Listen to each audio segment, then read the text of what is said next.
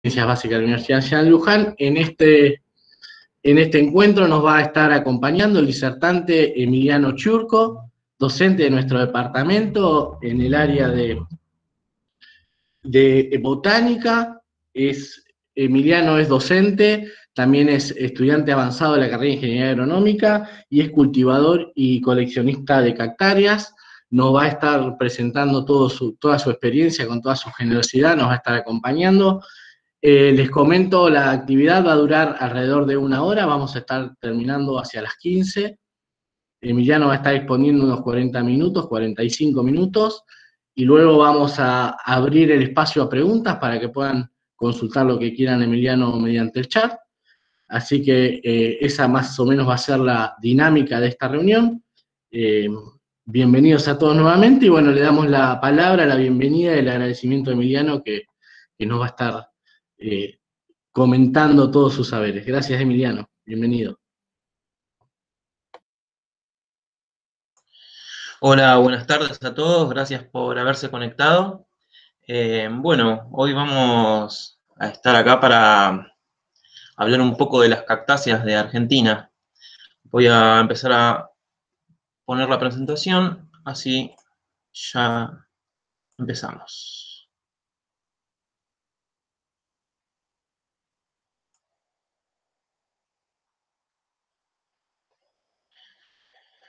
Bueno, quería empezar la charla hoy de las cactáceas de Argentina con un breve texto escrito por Mario Perea y Marcelo Trevisan, que dice que para muchas personas los cactus son molestos, repulsivos y a veces también símbolos de dolor, desdicha y mala suerte, debido fundamentalmente a las espinas y janas que se muestran punzantes ante cualquier descuido.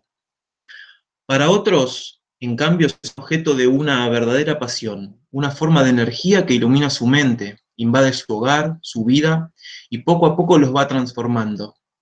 Estos enamorados son víctimas de una fuerza irracional que los moviliza a cambiar hábitos, costumbres y emplear el tiempo libre para leer y estudiar todo material sobre el tema que llega a sus manos, a dejar de lado familia y trabajo para asistir a cuanta reunión o taller se dicte, e incluso planificar las vacaciones a fin de visitar lugares recónditos, a cientos o miles de kilómetros, y conocer ejemplares raros y su entorno natural.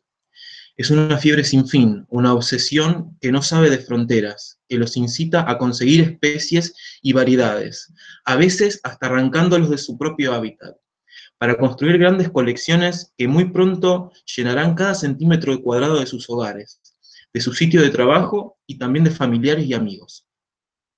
Y a pesar de todo esto, no existe tanta agua que pueda calmar esta sed. La pasión por estas plantas no es producto de la civilización moderna, por el contrario, es tan antiguo que acompaña al hombre desde el inicio de su historia en el continente.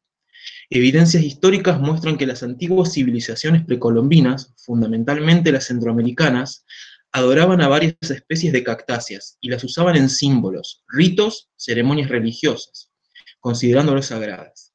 También se sabe que muchos monarcas y gobernadores de antiguos imperios hacían construir grandes jardines donde cultivaban cactus nativos y otros traídos de los recónditos confines de sus dominios para disfrutar la delicia de sus frutos, ya sea frescos, cocidos, como alimento o en bebidas. Por estos días, ya sean cultivadas en macetas, en jardines o en granjas de producción, buscando la dulzura de sus frutos o simplemente atraídos por sus atributos ornamentales, la fiebre por los cactus se ha ido desperdigando como un reguero de pólvora y se ha extendido a todas las culturas en los lugares más apartados del planeta. Así que bueno, hoy vamos a hablar de las cactáceas de Argentina. Como dijo Juan, mi nombre es Emiliano Churco, soy estudiante de Ingeniería Agronómica y hace varios años soy docente de la asignatura botánica. Además de realizar las tareas de docencia, investigación y extensión, el grupo docente de botánica suele hacer viajes de reconocimiento de flora in situ a distintos lugares del país, en los que conocemos la vasta geografía, flora y fauna que tiene nuestra querida Argentina. En estos viajes, además de formarnos como profesionales, como botánicos y como personas, se fomenta el amor a las plantas y la pasión a ir conociendo este grupo tan diverso. También conocemos otras personas que comparten la misma pasión y bueno, crecemos todos juntos. Fue en estos viajes que poco a poco me empezaron a llamar la atención las cactáceas y empecé a verlas con otros ojos. Empecé a cultivarlas, a estudiarlas y a conocerlas un poco más. Las cactáceas es una familia de plantas originaria del continente americano. Es decir, que nativamente no existían estas especies fuera de nuestro continente. Comprende aproximadamente unos 200 géneros y unas 2.500 especies distribuidas desde Canadá hasta la Patagonia. Y no existen registros fósiles de estas plantas. Así que evidentemente han evolucionado a fines de la última edad de hielo, lo que nos dice que es un grupo de plantas relativamente nuevo y que está en constante evolución.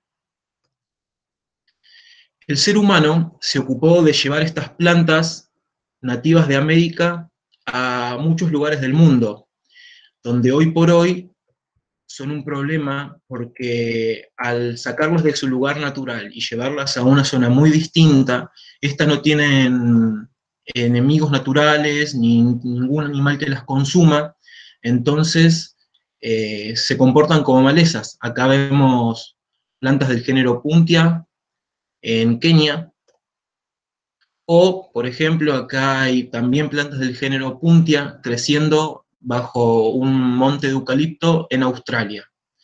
O sea que son plantas que no tienen nada que ver con el lugar donde están creciendo y de la mano del ser humano se han ocupado de ir colonizando distintos lugares del mundo. Las cactáceas son plantas que uno las asocia inmediatamente con el desierto, con el calor, con la falta de agua, y no está mal pensar en esto, pero también son plantas que pueden crecer en lugares más húmedos, como puede ser la selva de las yungas, como vemos en la imagen superior de la izquierda, o en la selva en Misiones, como vemos en la foto de la derecha, una Pereschia aculeata. Estas plantas también crecen en zonas más cercanas a la provincia de Buenos Aires, como por ejemplo en Entre Ríos, en el Parque Nacional El Palmar, donde recibe mucha lluvia y hay mucha humedad, pero bueno, vemos que son plantas muy plásticas, pueden crecer en condiciones más diversas que se les presenten. Como por ejemplo también tenemos la variación altitudinal a la que pueden crecer.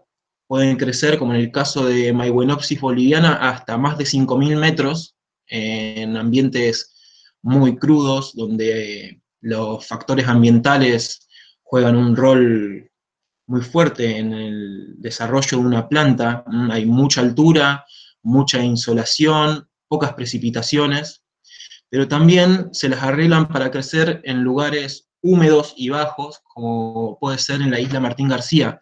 Vemos un ejemplar de Cereus uruguayanus creciendo a aproximadamente 20 metros sobre el nivel del mar en la isla Martín García.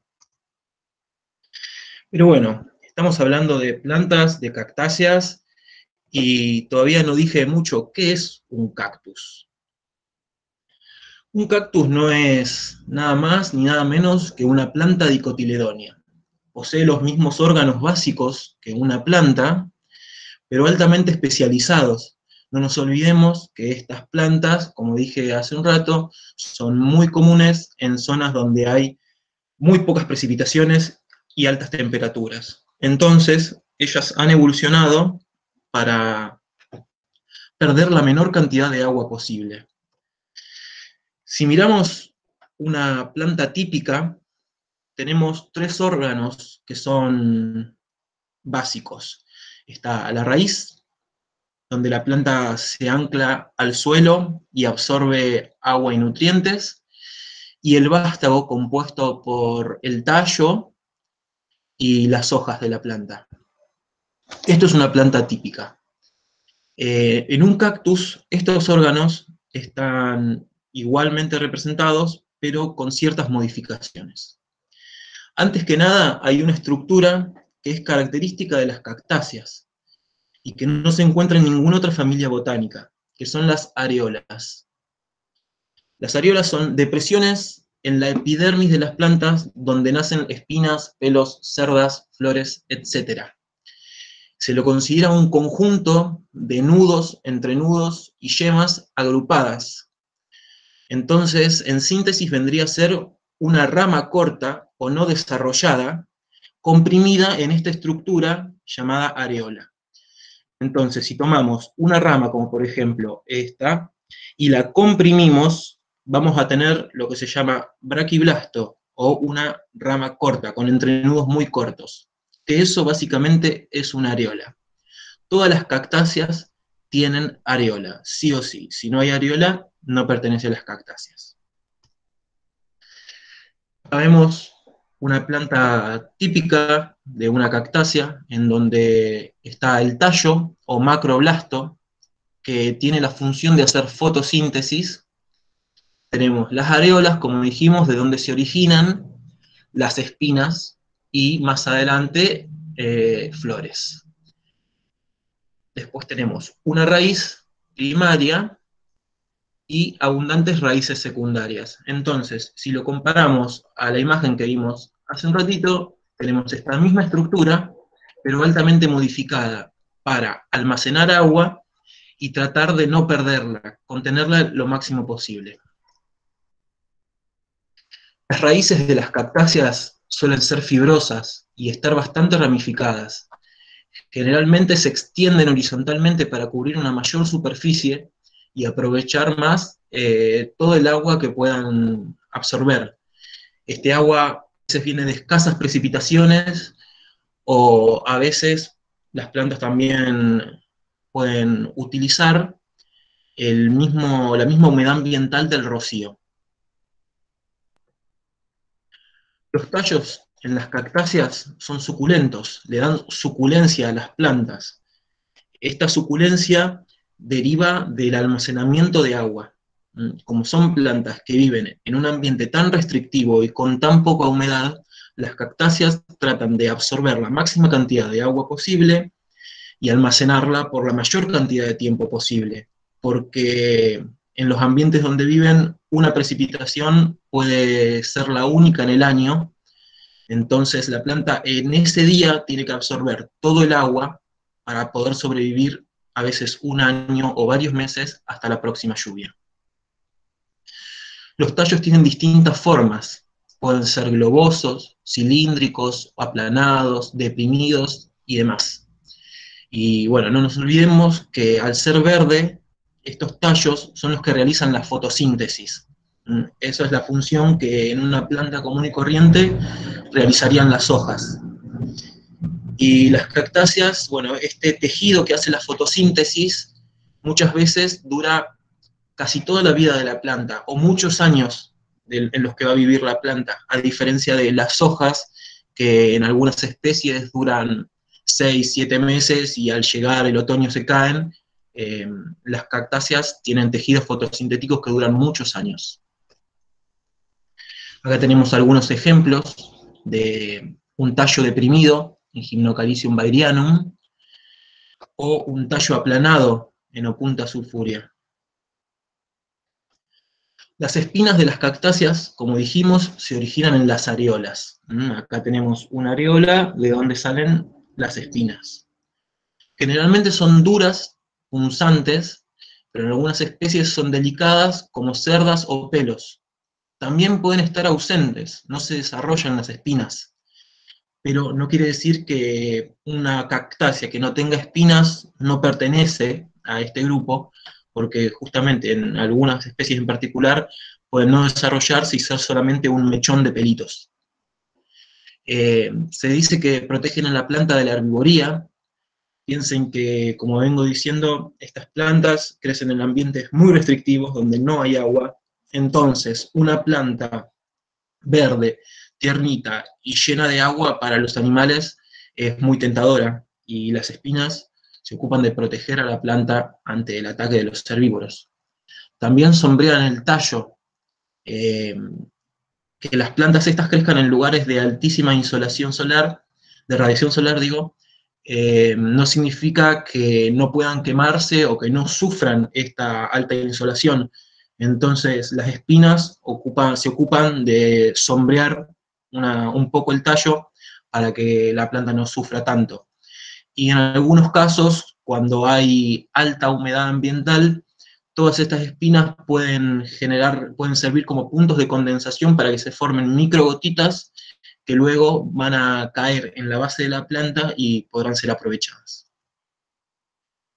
Acá tenemos un ejemplo de Frailea pigmea, creciendo en el Parque Nacional El Palmar. Si ven, acá están las plantas, no hay un detalle de una planta, pero miren el tamaño que tienen. Miden 1 centímetro, 2 centímetros, y tienen unas espinas muy chiquitas, muy delicadas, blandas, que no son punzantes. Este es un caso de espinas suaves. Las flores de las cactáceas, como dije antes, son plantas del grupo de las dicotiledóneas. Todas las plantas dicotiledóneas se reproducen a través de flores. Hay algunos grupos de plantas, como los helechos, que no tienen flores, pero en el común de las plantas, la reproducción sexual se lleva a cabo por las flores.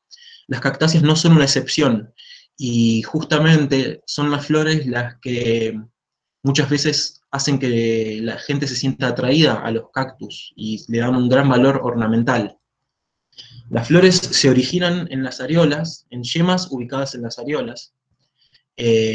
Salvo algunas excepciones, son flores que tienen el ovario, o sea, la parte reproductiva femenina, en la parte más basal, más baja de la flor.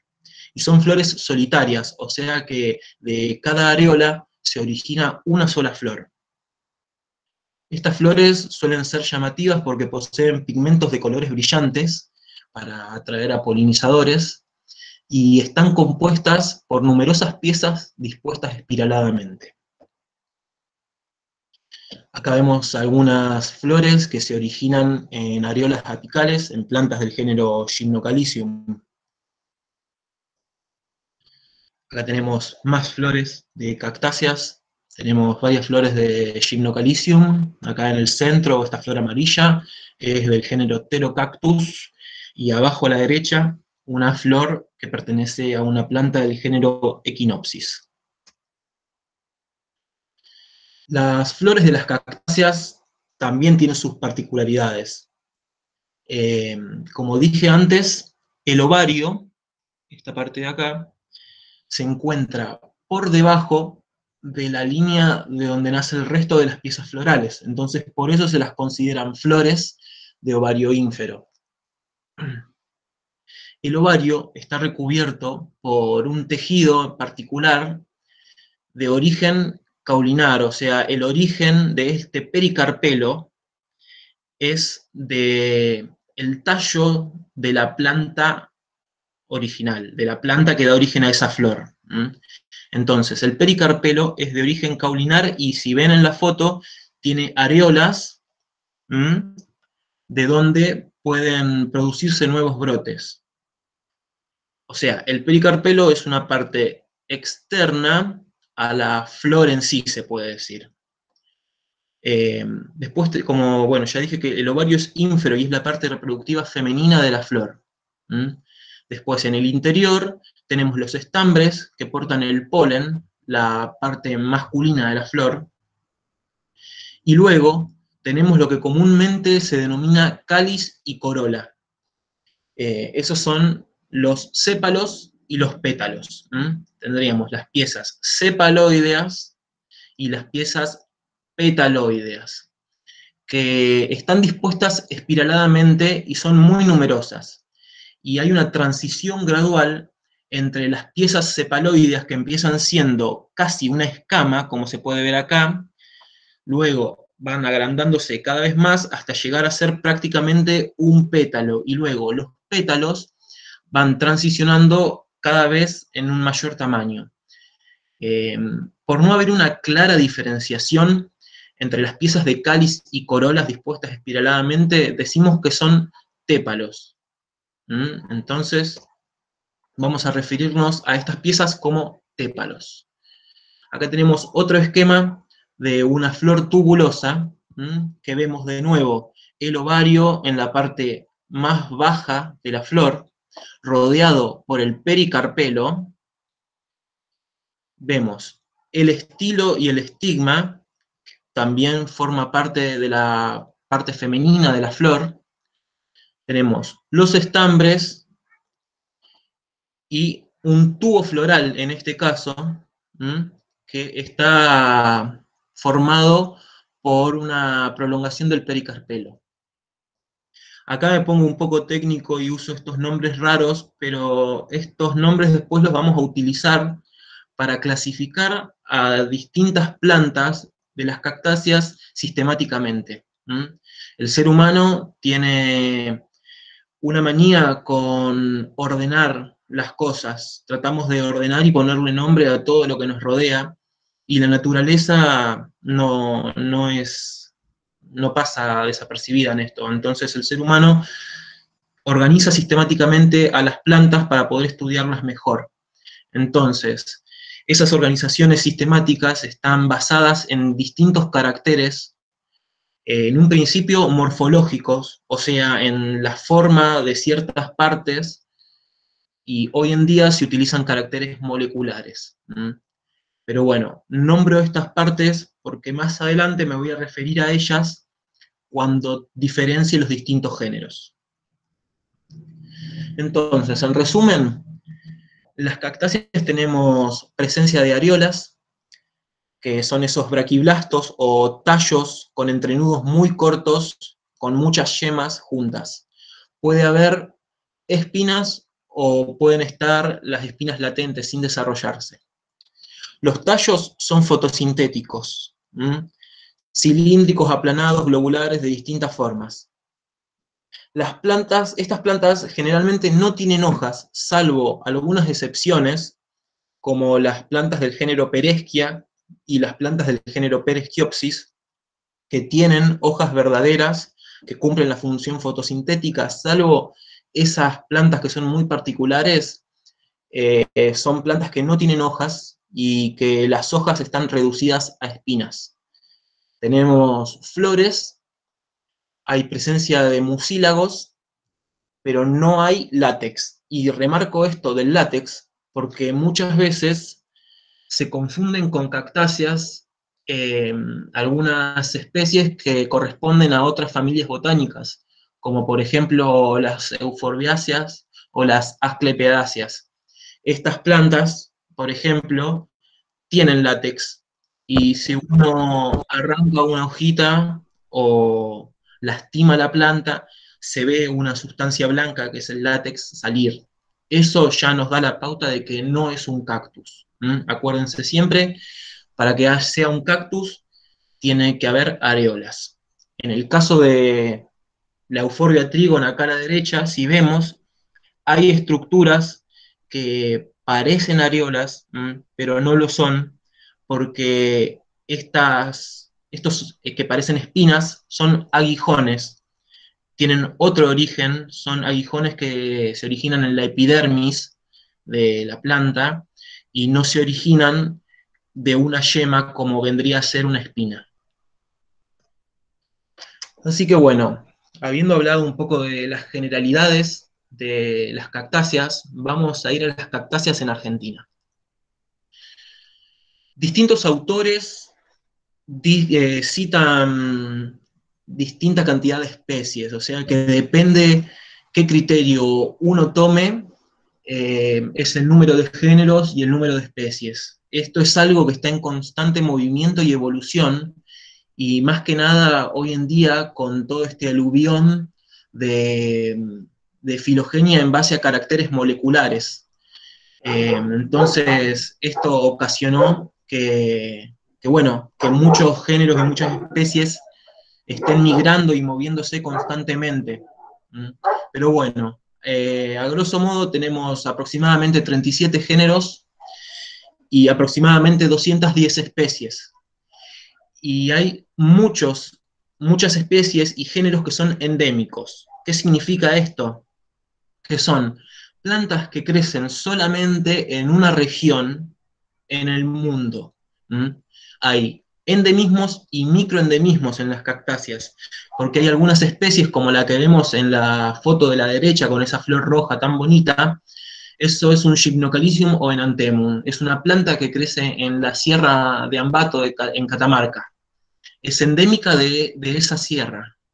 Entonces, el único lugar en el mundo donde esta especie crece es en ese sistema montañoso. Y bueno, muchas de estas plantas de las que vamos a hablar hoy se están amenazadas por el avance de la frontera agropecuaria, por el desmonte, por los desarrollos urbanos y viales, incendios y también la extracción para coleccionismo de plantas y la comercialización. Las cactáceas en Argentina son particularmente importantes en las provincias biogeográficas Chaqueña, Del Monte, La Puna y la Prepuna. No quiere decir que no crezcan en otros lugares, porque como mostré antes, hay especies creciendo en Misiones, hay especies creciendo en Entre Ríos y hay especies que crecen en Buenos Aires. Pero hay una gran diversidad en esta región que acabo de marcar. Acá puse un mapita también de las precipitaciones que hay en la República Argentina. Y esto está bueno para comparar la zona de mayor diversidad y riqueza de especies con la zona en la que hay precipitaciones que van entre los 250 y 500 milímetros aproximadamente. Entonces esto nos dice que son plantas que crecen bien y se desarrollan bien en lugares con poca humedad.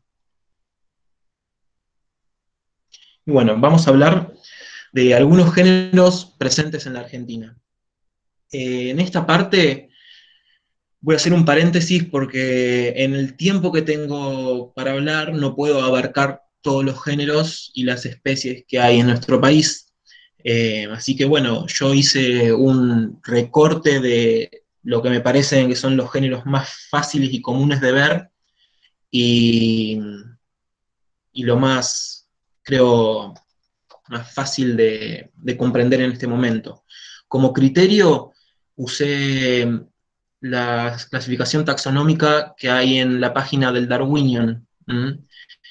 Hay mucha, ¿cómo decirlo? Hay mucha variabilidad en base a los géneros y las especies de las cactáceas en Argentina. Depende qué autor esté describiendo el tema, es el número de especies que ellos toman y el nombre que le dan a estas especies. Hay mucha sinonimia, entonces capaz que una misma planta, tres personas distintas la nombran de distinta forma. Entonces, para dejar todos esos dilemas de lado, yo usé la clasificación que hay en la página, en el Darwinian.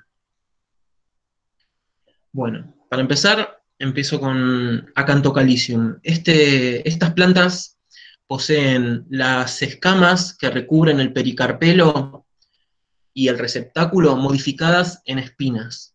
Es un género endémico de la República Argentina con aproximadamente 5 especies que crecen en el centro y el noroeste argentino. Tenemos algunos ejemplos, acá vemos Acanthocalicium spiniflorum, que es una planta que crece en la zona de Córdoba. Después, más en el noroeste argentino, Salta, en Tucumán, en los valles calchaquíes, tenemos Acanthocalicium tionatum, acá tenemos un detalle, una flor en cultivo, de una planta de Acanthocalicium tionatum, floreciendo en cultivo. Acanthocalicium glaucum, una hermosa planta que su epidermis es color blanquecina, por eso el nombre glaucum. También tiene unas flores muy bonitas que van desde el amarillo hasta el anaranjado. Bueno, género Blossfeldia. Este es un género monotípico que tiene una sola especie, se llama Blossfeldia liliputana. Como una rareza o una nota de color, es el cactus más pequeño del mundo. Su tallo mide solamente de 1 a 2 centímetros de diámetro. Es común verla en grietas rocosas, de paredones rocosos, en lugares con alta radiación lumínica y muchas veces bastante húmedos. Tiene una amplia distribución desde el sur de Bolivia hasta Mendoza. Y acá tienen, para ver el tamaño de la planta, compárenlo con una moneda de 10 centavos, que como ven ahí en las fotos, y van a ver el tamaño que tienen. Miren lo que es esta plantita de acá.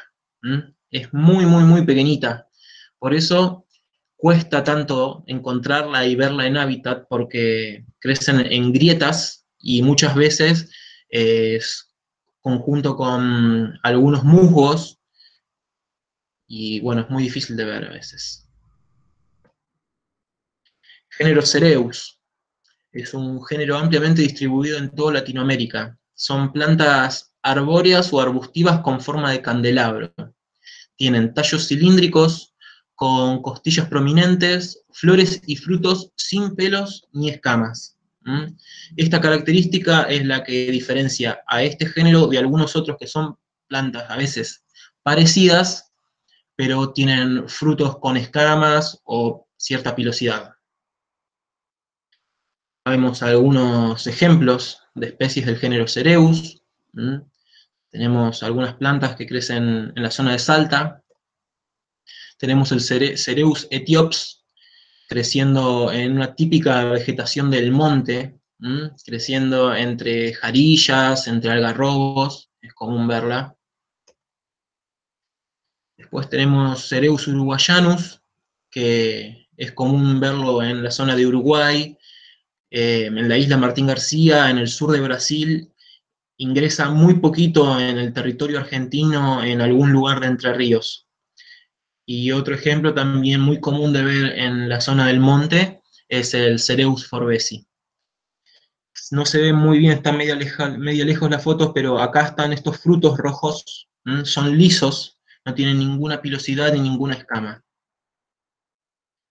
El género Echinopsis son plantas globosas con una espinación bastante fuerte, y de ahí deriva el nombre de equinos, que significa puercoespín en griego, y opsis parecidos, o sea que son plantas parecidas a un puercoespín. Estas plantas es común verlas en el norte de Buenos Aires, en Entre Ríos, Santa Fe, el oeste de Uruguay, un poco en algunas zonas de Brasil, y es bastante amplia la distribución que tienen en Argentina. Acá vemos plantas de Echinopsis albispinosa, creciendo en Lumbrera, en Salta o en Alemania. Echinopsis oxygona, en el Parque Nacional El Palmar. Plantas que comúnmente crece entre gramíneas en afloramientos rocosos.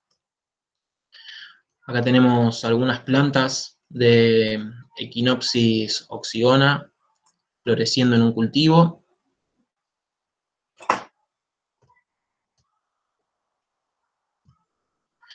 Echinopsis leucantha. Esta especie es muy común, crece desde el oeste de la provincia de Buenos Aires, La Pampa, por todo Mendoza y la zona de Cuyo.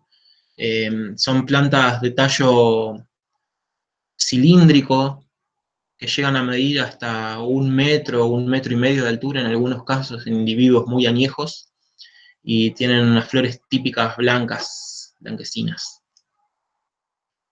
Cleistocactus. El nombre de este género deriva del griego kleistos, cerrado, haciendo alusión a que las flores tubulosas prácticamente no se abren. Acá tenemos plantas de Cleistocactus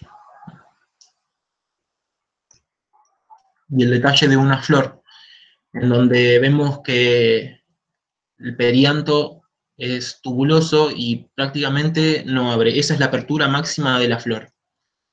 Se cree que estas plantas son polinizadas por picaflores, entonces por eso la forma. Denmosa. Este género está nombrado por un anagrama de Mendoza, es un reacomodamiento de las letras de Mendoza. Se descubrió la especie, la única especie que tiene este género, se descubrió en Mendoza por primera vez, así que por eso se lo nombró con este nombre. La única especie que tiene este género es Denmosa rhodacantha, que crece desde el sur de Mendoza a San Juan, Catamarca, Tucumán y Salta. Son plantas globosas, columnares, que muchas veces se las suele ver creciendo en las laderas que apuntan al norte. Y también tienen un ápice oblicuo, a ver si tengo algún detalle, no me quedó un detalle. Tienen el ápice oblicuo, o sea que el ápice apunta también hacia el norte. Acá vemos un detalle de las areolas con espinas rojas y abundante pilosidad. Y vemos también el detalle de la flor, que también es tubulosa. Hay algunos géneros que suelen tener estas flores tubulosas, como Cleistocactus que vimos recién, Denmosa y Oriocereus. Tienen flores muy parecidas que no llegan a abrirse. Acá vemos una planta más pequeña que todavía no desarrolló su pilosidad típica, creciendo en la Cuesta de Miranda, en La Rioja, en un lugar muy lindo. Miren lo que es el hábitat donde crece esta planta. Gymnocalcium. Este es uno de mis favoritos personales. Son plantas muy bonitas que crecen en lugares particulares y son a mí me parecen muy atractivas. Tienen unas flores muy grandes, muy llamativas, a veces tan grandes como la altura de la flor, capaz que es mayor que la altura que asoma el tallo a la superficie del suelo. Se llama Gymnocalcium porque deriva del griego gymnos, que significa desnudo, haciendo alusión a la parte externa del pericarpelo, que no posee ningún pelo ni ninguna cerda. En este género hay más de 60 especies, depende de qué autor uno esté citando, puede haber hasta 100 especies o más. Están distribuidas en Bolivia, Brasil, Uruguay, Argentina, siendo Argentina el país que cuenta con la mayor diversidad. El centro de distribución de esta especie está en la provincia de Córdoba, donde hay muchas especies en muy pocos kilómetros de distancia. En este género hay alto número de endemismos, porque son poblaciones muy localizadas a veces. Son plantas que crecen en una sierra de un sistema montañoso serrano y solamente ahí. Entonces tienen poblaciones a veces aisladas y que tienen un área muy pequeña. Entonces esto ocasiona que haya tantas especies tan diferentes a pocos kilómetros de distancia. Y bueno, acá tenemos aproximadamente el área de distribución de este género. Tenemos plantas que crecen en la península de Valdés, en Río Negro, y después hacia el norte en casi todas las provincias. No hay plantas de Gymnocalcium creciendo en Chile, por ejemplo, y esto seguramente debe ser por la barrera orográfica tan grande que es la cordillera de los Andes. Entonces, como muchas de estas especies las semillas son dispersadas por las aves que comen sus frutos, al haber una barrera tan grande como la cordillera, esa es una explicación posible de por qué no hay plantas de este género creciendo en Chile. Sí las hay creciendo en Bolivia, en Paraguay y en el sur de Brasil. Y un poquito en Uruguay, y en Uruguay también hay. Pero bueno, la mayor diversidad de plantas es en Argentina. Acá vemos algunas flores de este género y podemos ver cómo las piezas basales del pericarpelo no hay ningún pelo ni ninguna lanosidad, y eso es lo que le da el nombre al género. Acá tenemos, por ejemplo, una de las especies, o la especie más austral del género, Gymnocalcium gibosum, que crece hasta la península de Valdés y en Chubut. Emiliano, una cosita, 5 minutos del tiempo pactado, y bueno, estamos muy bien. Bueno, sí, yo creo que capaz que nos extendemos 10 minutitos más, pero no mucho más. Perfecto, perfecto. Bueno, Gymnocalycium gibosum. Estas plantas están creciendo en el Parque Nacional Lihué-Calel, en La Pampa. Fíjense, acá puse, son plantas pequeñas, yo supongo que debido a los grandes incendios que hubo en los últimos años, muchas plantas adultas se deben haber perdido, y por eso cuando estuvimos recorriendo y buscando plantas, encontramos muchas plantas, pero juveniles, chiquitas todavía. Acá tenemos un endemismo de la provincia de Catamarca, Gymnocalycium oenanthemum, muy llamativa con esas flores rojas, muy lindas plantas que crecen en la Sierra de Ambato, en Catamarca. Otro endemismo de Catamarca, Gymnocalycium baldianum, plantas muy bonitas, crecen casi enterradas en el suelo y tienen unas flores rojas muy brillantes, muy lindas. Gymnocalycium bairianum, esto es de la provincia de Salta, también. Otra especie, Gymnocalycium flanci, también de la provincia de Salta. Esta especie se distribuye hasta Bolivia y un poquito en Paraguay. Esta es la subespecie argentinense, que como rareza en la zona del dique Cabra Corral en Salta la podemos ver creciendo epífitamente acá arriba de un árbol. ¿Mm? No está creciendo en la tierra o entre las rocas, sino directamente arraigándose en la corteza de un árbol, al lado de algunas bromeliáceas que son típicamente epífitas. Gymnocalycium spegaccini, una hermosa planta que crece en el noroeste argentino, en Catamarca, Tucumán, Salta y Jujuy. Miren esta planta. Esta foto fue sacada al fin de la temporada seca, en septiembre del año pasado, antes de que lleguen las lluvias del verano. Fíjense cómo está aplanada esta planta, parece un sticker. Acá está vista desde arriba. Se ve cómo se hundió literalmente, se deshidrató tanto que se hundió. Muchas veces estas plantas a veces no las podés ver porque quedan cubiertas por las piedras, la tierra, el polvillo, hasta que llegan las primeras lluvias. Es una estrategia que tienen muchas plantas para protegerse de la deshidratación. Se entierran, la raíz misma las va tirando hacia abajo hasta que quedan enterradas. Otro género muy lindo de plantas es Lovivia. Son plantas muy llamativas, son plantas pequeñas que tienen flores muy grandes de colores muy vistosos y son muy coleccionadas. También esto ocasiona que algunas especies dentro de este género estén en peligro de extinción o sean muy, muy difíciles de verlo en su hábitat natural porque la gente las extrae. Hay personas que viajan de distintos lugares del mundo para venir a nuestro país, o sea, hay turismo de cactus, hay gente que viaja a hacer expediciones y a colectar plantas. Y bueno, muchas veces estas personas que se llevan plantas no tienen en cuenta que llevarse 2 o 3 individuos de una población puede resultar un daño muy grande para una población.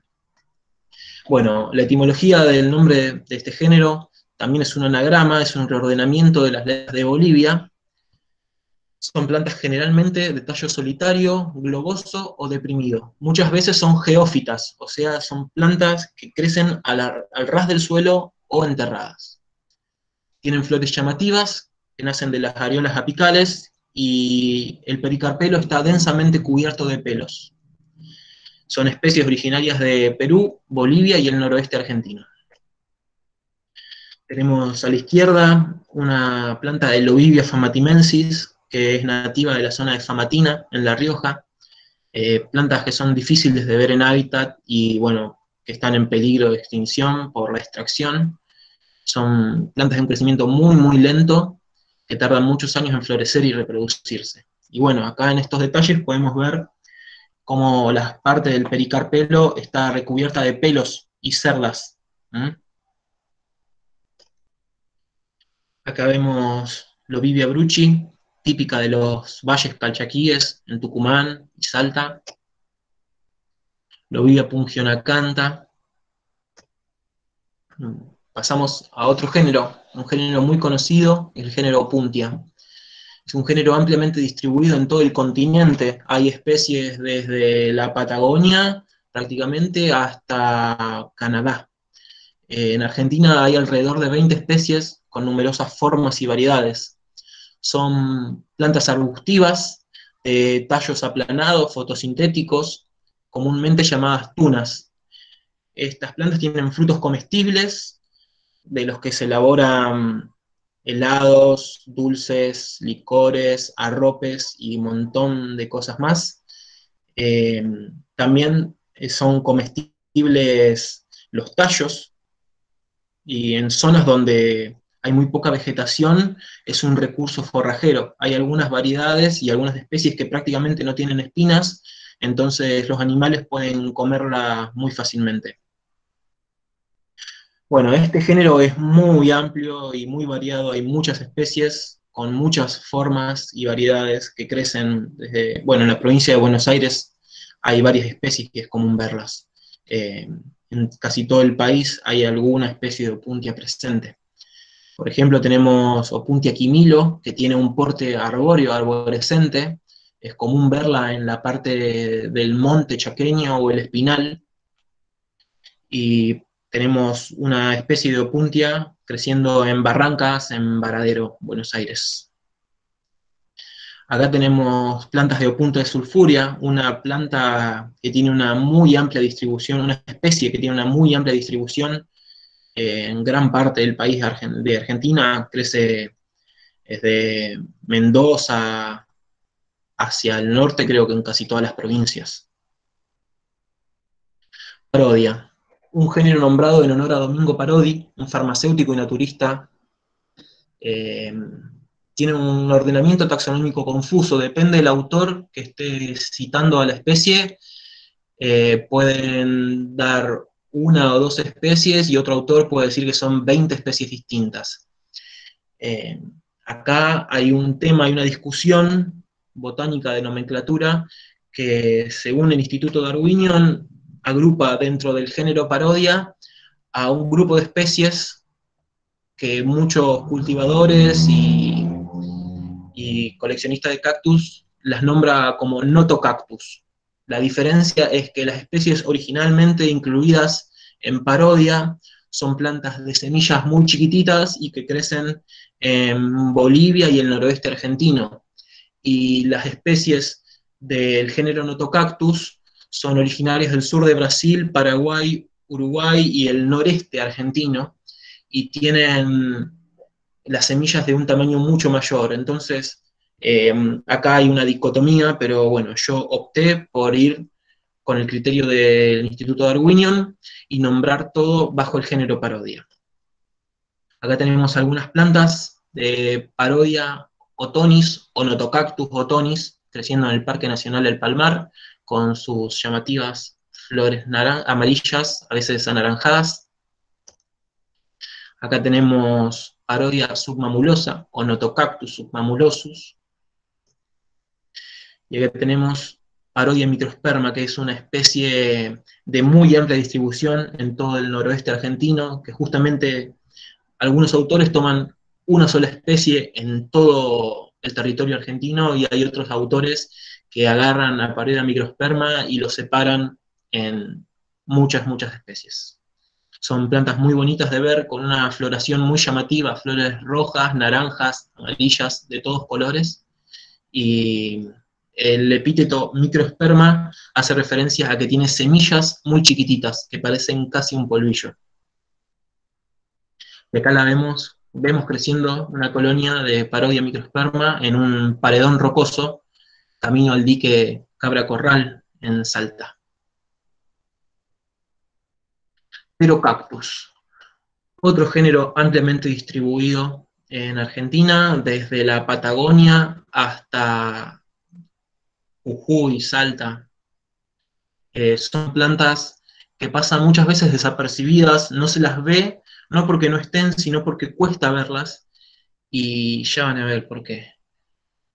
El nombre deriva del griego, pteron, que es ala. Hace referencia a que las semillas tienen un arilo alado que las rodea. Entonces, son especies que a veces cuesta verlas porque el tallo, que no tiene más de 1 centímetro o 1,5 centímetros de grosor, crece entre otras plantas y se confunde con una rama, con un palito, y a veces, si no está en flor, cuesta mucho verlas. Pero bueno, es una especie que se da muy bien en cultivo, florece y da semillas. Y acá en la imagen de la derecha podemos ver la semilla con ese recubrimiento, con ese arilo con forma de ala, que ayuda a la dispersión por el viento. Es el único género de cactus que tiene esta estructura.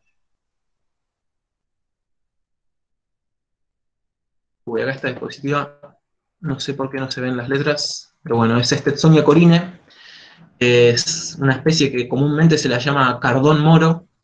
Es típica de la zona de Espinal y Emonte argentino. Tiene porte arbóreo, son plantas que llegan hasta 10 metros o más y son muy bonitas. Son utilizadas para hacer palos de lluvia en la artesanía.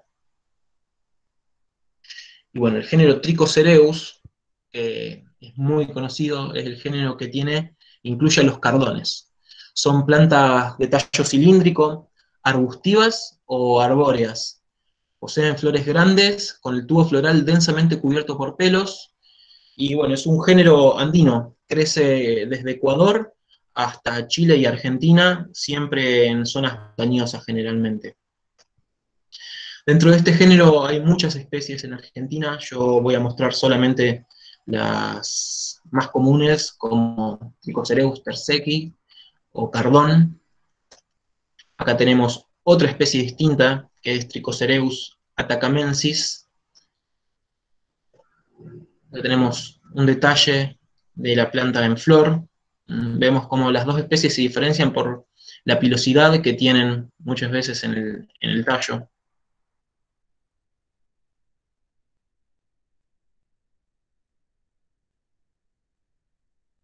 Y bueno, acá dentro de Trichocereus hay muchísimas especies en el noroeste argentino. Hay plantas más arbustivas, más bajas, como Trichocereus strigosus, Trichocereus bateri, y hay algunas especies de este género que tienen flores muy grandes y coloridas, que van desde el amarillo, pasando por anaranjado, salmón, hasta rojo intenso.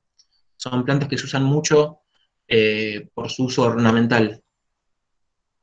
Y bueno, para ir redondeando, no quería dejar pasar la oportunidad de hablar de la conservación de las especies. Muchas de las plantas de las que estuve hablando tienen un crecimiento muy lento. Tardan décadas a veces en llegar a un tamaño en el que puedan florecer, fructificar y dar semillas.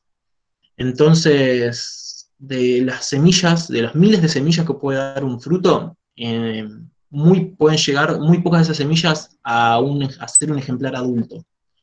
Esto quiere decir que si nosotros colectamos plantas del hábitat, podemos estar haciendo un daño muy grande a una población, a una especie que capaz está en peligro de extinción. Entonces, hay que tratar de no extraer estas plantas cuando uno va a caminar por el hábitat y va a verlas. Hay que disfrutarlas, fotografiarlas. Si encontramos semillas, colectar semillas y, bueno, tratar de cultivarlas nosotros y reproducirlas. Cada vez hay más viveros y cultivadores de cactus que producen plantas a partir de semillas. Y hoy por hoy la verdad que hay mucha oferta de plantas en redes sociales, en grupos de venta, en páginas de internet. Entonces yo creo que hay que fomentar la compra de plantas cultivadas a partir de semilla y no la extracción. Gracias a Dios, con todo el boom de las redes sociales y toda la comunicación que tenemos ahora, se está escrachando a personas que venden plantas extraídas de hábitat, o bueno, o fomentan que no le compren a ciertos personajes que andan vendiendo plantas que claramente han sido extraídas. El cultivo de estas plantas no es difícil. Eh, Son plantas nobles que, como dijimos varias veces, no requieren de muchos cuidados ni de mucha agua. Entonces, no es difícil cultivarlas, hay que tener en cuenta algunas cosas muy básicas, pero bueno, no voy a ahondar en todo lo que es cultivo porque da para otra charla totalmente distinta, pero hay que tener en cuenta que tienen que tener un sustrato con mucho drenaje, piensen en dónde crecen naturalmente, hay muchas plantas que crecen directamente en la piedra, entonces habría que tratar de imitar eso en el sustrato que nosotros le damos a las plantas, entonces hay que asegurarse de que haya muy buen drenaje, mucha piedra en el sustrato, y salvo algunas excepciones de plantas que crecen en lugares muy húmedos, que reciben lluvias en el invierno, hay que tratar de no regar en invierno, que las plantas pasen el invierno con las raíces bien secas. No importa que se deshidraten, que se pongan feas, que cambien de color, son unos meses, estas plantas pueden tolerar varios años en su hábitat sin recibir una precipitación. Si le damos un invierno seco, seguramente van a sobrevivir sin ningún problema. Y bueno, para ir cerrando, les dejo algunos sitios de interés donde hay bibliografía sobre el tema. En esta página Cactus Pro están ordenados los artículos y los libros que hay por el idioma. Hay muchos artículos de autores de Argentina, hay muchos artículos de Roberto Kisling, hay libros de Mario Perea, eh, hay muy buena información y bueno, si entienden otros idiomas, también hay artículos en inglés, alemán y esas cosas. Y bueno, también les dejo la página del Instituto Darwinian y la de Trópicos, que son bases de datos de información bastante certera y confiable de todo lo que es nomenclatura y sistemática de plantas. Y bueno, muchas gracias por haberse conectado, los dejo con Juan y si quieren hacer alguna pregunta, bienvenidos. Emiliano, muchísimas gracias. Muy interesante la charla, muy didáctico. La verdad, un orgullo para el departamento tener docentes tan jóvenes que sepan tanto y lo sepan también expresar tan bien. Así que muchísimas gracias. Gracias a todos. Nos extendimos un poquito, pero entiendo que Emiliano va a estar contestando algunas preguntas. Les pido, por favor, que los que tengan alguna pregunta la hagan por el chat y nosotros las vamos a estar leyendo para que Emiliano las conteste. Mientras van pensando sus preguntas y las van volcando al chat, les hago 3 anuncios muy breves. El primero es que, bueno, estamos muy agradecidos y muy contentos de que nos estén acompañando en este ciclo de webinar 2020 del Departamento de Ciencias Básicas, y Euge le va a estar pegando en el chat un enlace al sitio web del departamento donde pueden encontrar las otras 47 propuestas de webinar, tenemos 48 en total, muy interesantes como la de Emiliano también, así que los invitamos a seguir participando. En segunda instancia, si bien esto es un ciclo de webinar que hacemos con mucho empeño, mucho compromiso de nuestros docentes, seguramente haya cosas para mejorar, haya nuevas temáticas para abordar, y por eso armamos una encuesta de satisfacción para que ustedes puedan valorar este ciclo de webinar y también puedan proponer nuevas propuestas, ¿sí? Valga la redundancia. Y en tercer término, por último, los que quieran acceder a un certificado de asistencia a esta actividad, pueden completar el formulario que también Euge va a estar pegando en el chat, y les va a llegar el certificado a su casilla de correo, ¿sí? Hemos aprendido un montón, Emiliano, en mi caso, que es cactáceas y no cactáreas, como lo dije, y les pido disculpas hacia el inicio de la charla, así que hay algunas preguntas y te las voy leyendo, Emiliano, ¿puede ser? Dale. La primera la plantea Evelyn, bueno, muchos ponderando positivamente la charla, muy agradecidos y diciendo que es muy interesante, así que eso también es gratificante seguramente para vos. Evelyn plantea, ¿se hacen cultivos de cactus tuna para procesar la fruta flor y comercializar? Mira, no sé si en Argentina se estarán cultivando para producción comercial. Debe haber algunos establecimientos, pero la verdad que desconozco en dónde o si realmente producen.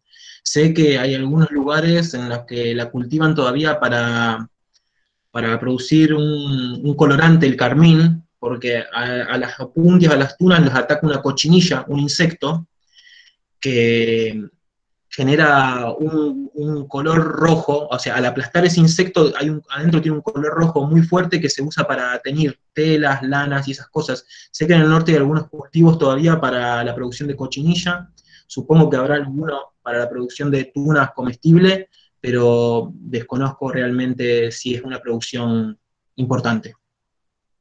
Perfecto.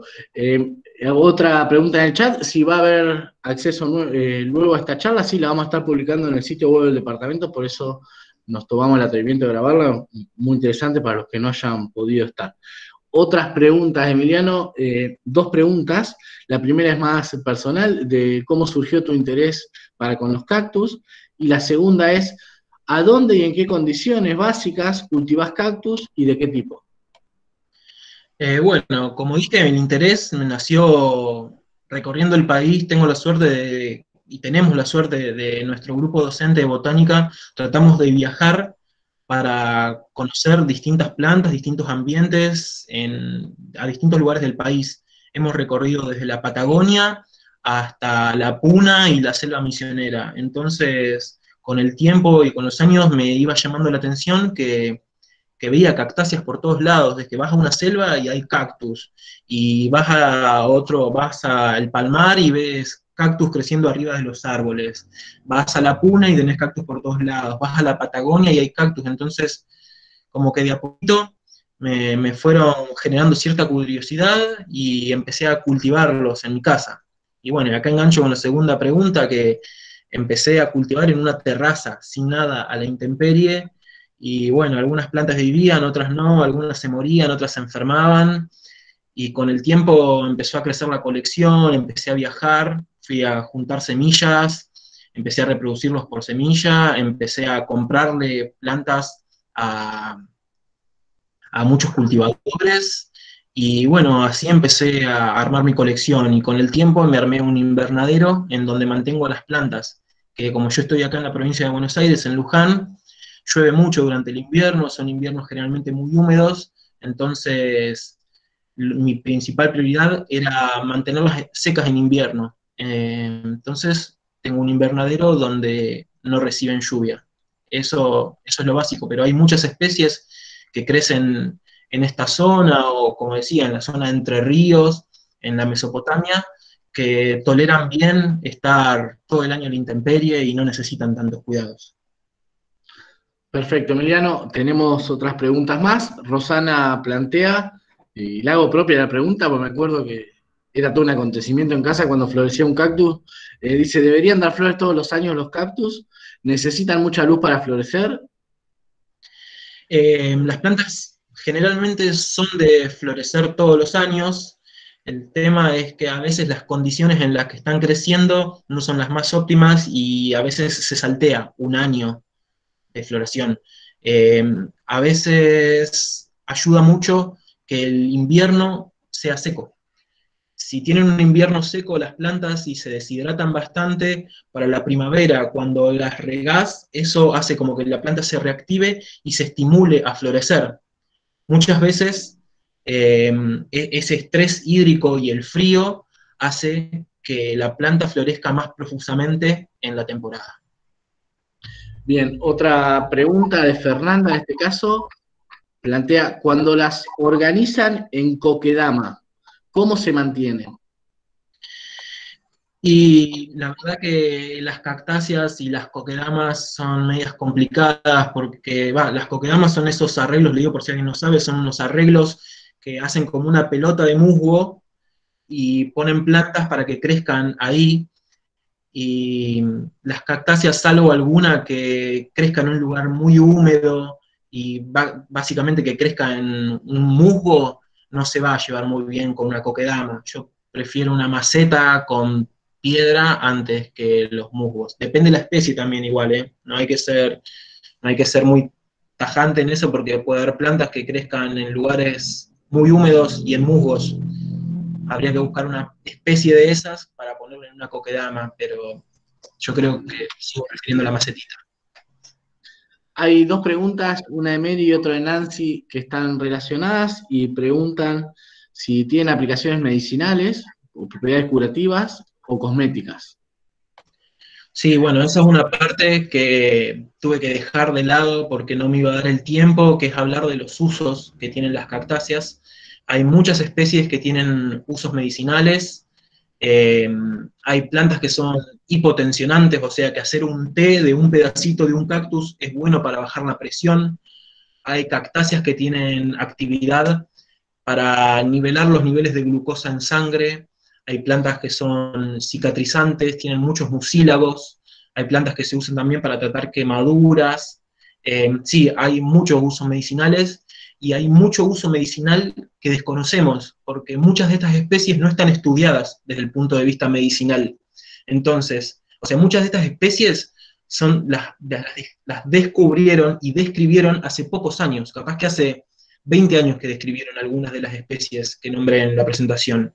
Entonces, no fueron estudiadas, tanto las cactáceas como un montón de especies de la flora nativa, no fueron estudiadas desde el punto de vista medicinal, o sea que eso es algo que hay para estudiar y para ahondar en esos conocimientos.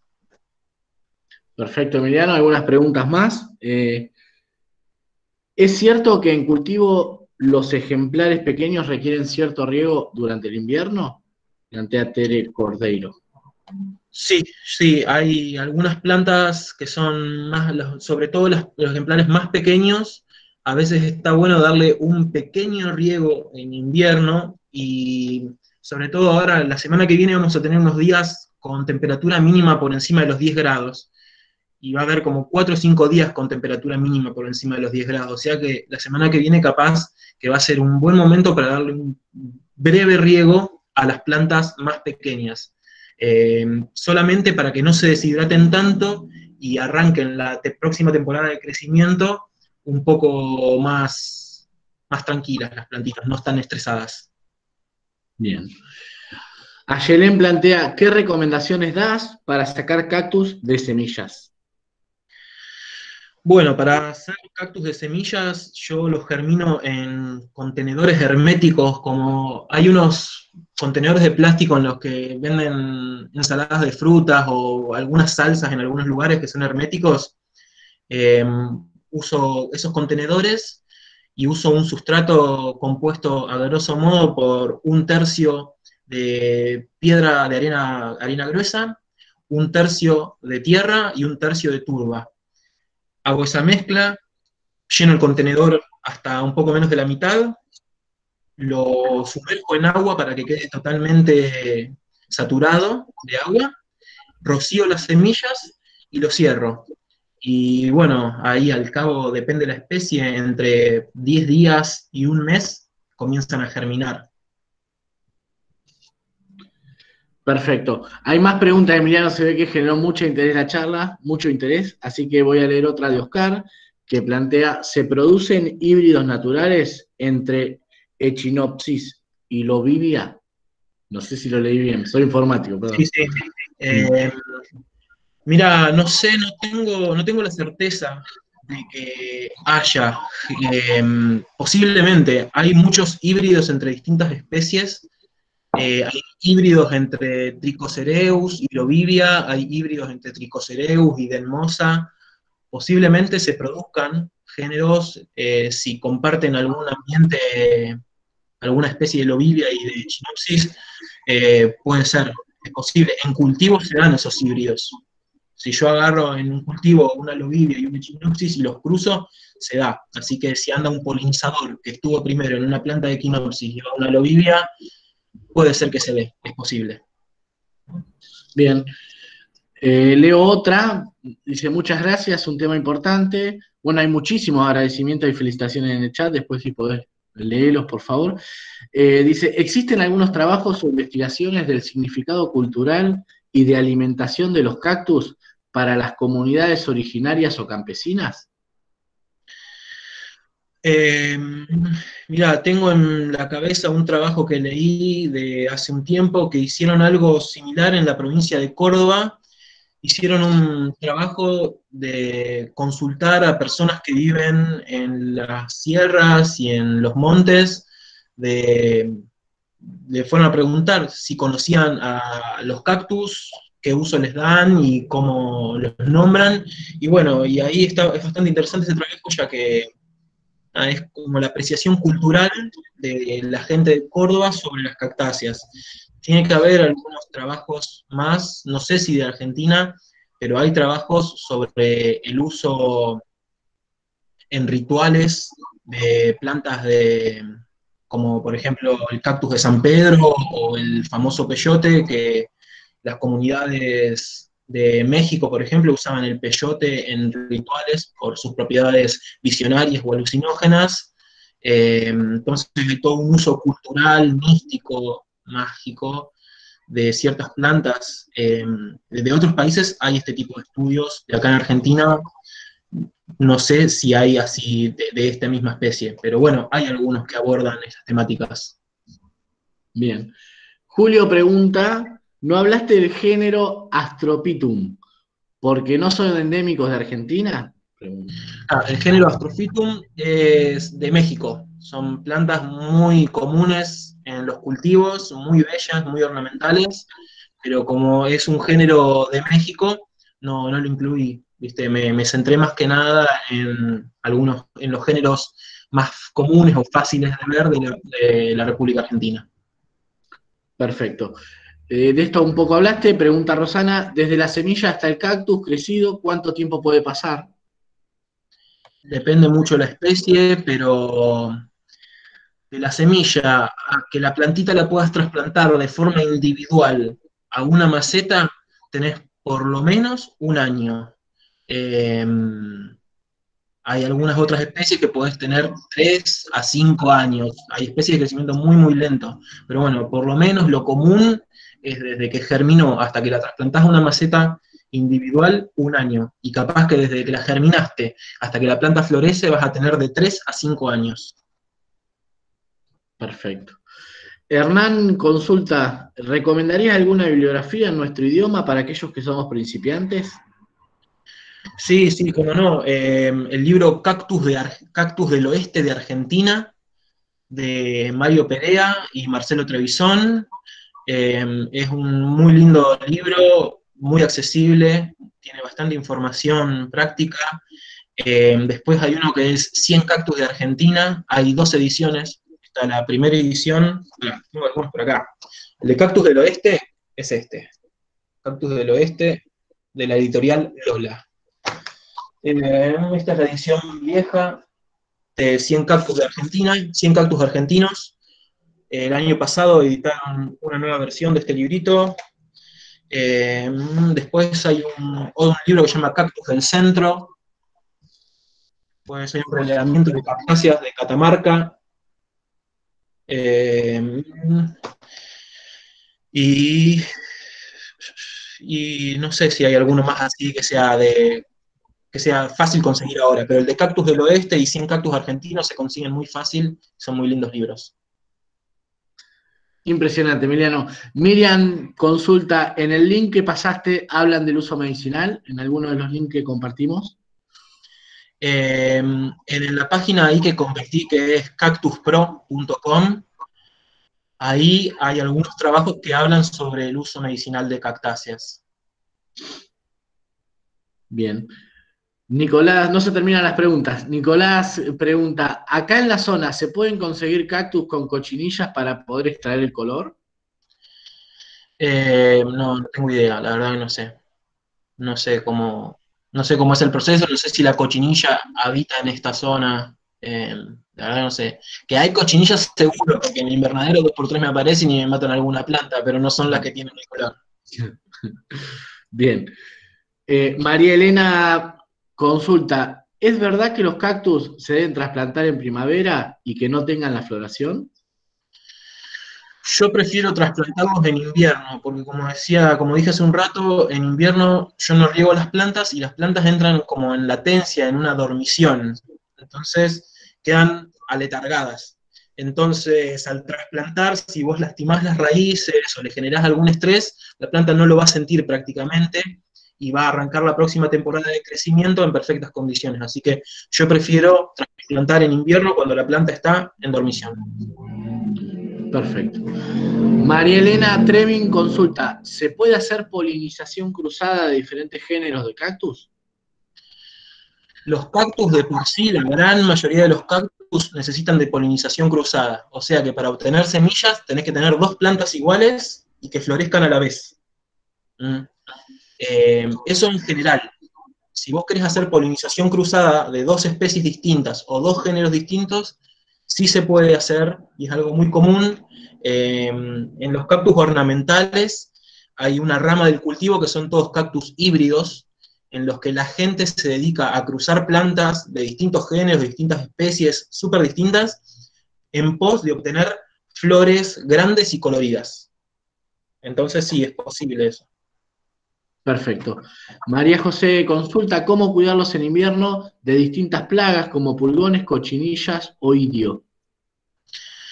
Bueno, yo lo que hago generalmente es a la salida del otoño y al principio de la primavera realizo alguna pulverización con un insecticida y algún producto que me proteja contra el ataque de hongos, por lo menos 2 veces en el año, ¿no? A la salida del otoño y al principio de la primavera. Perfecto. Clary consulta, ¿un ejemplo comestible sería la Opuntia ficus indica? Sí, ¿Sí? esa, la Puntia ficus indica es la tuna, la más común. Hay variedades especiales para consumo que tienen frutos de distintos colores, frutos más dulces, y hay variedades mejoradas que dan mucha cantidad de frutos. Esa planta crece acá en Argentina, no es nativa, es de México, pero está distribuida en todo el mundo ya por el tema de los frutos comestibles. Perfecto. Julio consulta, las mamiliarias. Hay mucha variedad también. ¿Hay autóctonas de Argentina? Mamilaria es un género mexicano también, exclusivamente mexicano, así que acá solamente hay plantas en cultivo. Bueno, y hay una última de María José que también consulta el tema de control de cochinillas y pulgones, pero entiendo que de alguna manera ya lo abordaste. No sé si querés aportar algo sobre eso. Y nada, siguen llegando las felicitaciones, pero ya has evacuado todas las dudas, Emiliano. Y bueno, no, tema insecticidas, tema cochinillas es una plaga complicada porque muchas veces hay cochinillas en las raíces de las plantas o en algún pliegue, en una hendidura que haya, se mete una cochinilla ahí y es difícil erradicarlas. Entonces hay que usar algún insecticida que sea sistémico, que entre al interior de la planta y ahí te asegurás de que no va a quedar ninguna cochinilla dando vuelta. Hay que usar un buen insecticida y tratar de eliminarlas, porque yo he tratado de combatirlas con productos orgánicos o con tierra de diatomeas, y sí funciona, pero al tiempo no la terminas de erradicar, entonces al tiempo te vuelven las cochinillas, las plagas. Y si tenés plantas que son valiosas, caras y que no querés perder, yo creo que hay que ir con un insecticida químico y eliminarlas directamente. Perfecto, Emiliano. Desde el departamento no queda más que volver a agradecerte y a felicitarte y también agradecer a todos los participantes que se han quedado con nosotros y que han planteado sus dudas y han interactuado también en esta charla, lo cual la ha hecho aún más rica. De verdad, muchísimas gracias a todos y esperamos seguir contando con su participación. Emiliano, no sé si querés decir algo más, si no, ya vamos cerrando. No, también agradecer a todo el mundo por el interés y por haberse conectado, haber hecho preguntas. Así que bueno, muchas gracias y nos vemos en los próximos webinars que hay. Perfecto, muchísimas gracias a todos.